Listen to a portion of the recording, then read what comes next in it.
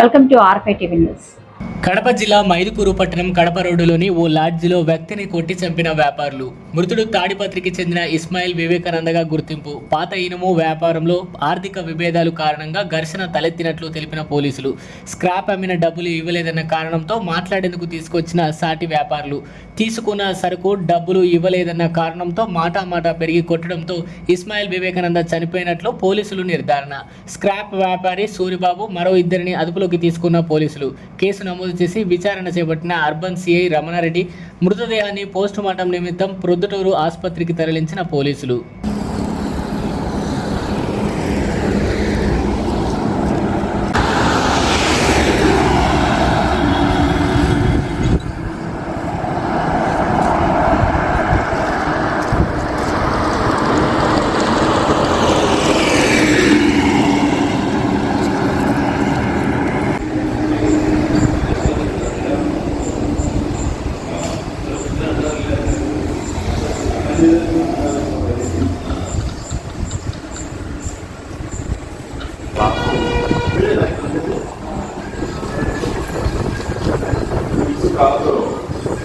డబ్బులు బాకీ ఉంటే